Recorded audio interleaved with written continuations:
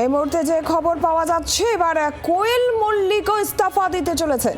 কোয়েল মল্লিকের ইস্তফা এবার তৃণমূলের রাজ্যসভার সাংসদ পদ থেকে, যেমনটা এই মুহূর্তে যে খবর আসছে, কোয়েল মল্লিকের ইস্তফা তৃণমূলের রাজ্যসভার সাংসদ পদ থেকে। এর আগেই আপনারা জানেন যে সুখেন্দু শেখর রায়, সুস্মিতা দেব, প্রকাশ চিকবরাইক তিনজনই ইস্তফা দেন। এরপর তিনজনই রাজ্যসভাতেই বিজেপির প্রার্থী হয়েছেন।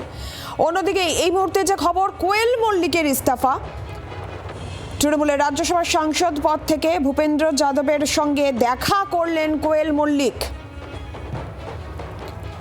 এবার রাজ্যসভার সাংসদ পদ থেকে ইস্তফা কোয়েল মল্লিকের, দেখা করেছেন ভূপেন্দ্র যাদবের সঙ্গে। প্রবীর চক্রবর্তী আরো জানাবেন। প্রবীর, কি জানা যাচ্ছে? আর দেখো, রাজ্যসভার সাংসদ পদ থেকে ইস্তফা দিলেন তৃণমূল কংগ্রেসের রাজ্যসভার সাংসদ কোয়েল মল্লিক। সেখানে তিনি ইস্তফা পত্র পাঠিয়ে দিয়েছেন চেয়ারম্যানের কাছে।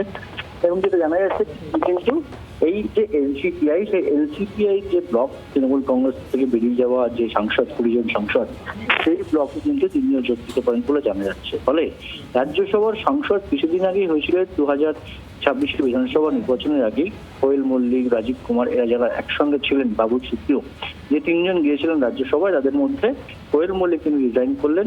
ফলে এই রাজ্যসভা থেকে ইতিমধ্যেই তিনজন পদত্যাগ করেছিলেন, তারা বিজেপির প্রার্থী হয়ে ইতিমধ্যেই নমিনেশন জমা দিয়েছেন নতুন করে নতুন নির্বাচনে। কোয়েল মল্লিক ইস্তফা দিলেন, এটা দেখা গিয়ে আরো একটি আসন ফাঁকা হলো। এখন দেখার বিষয়, তিনি ভূপেন্দ্র যাদবের সাথে দেখা করছেন।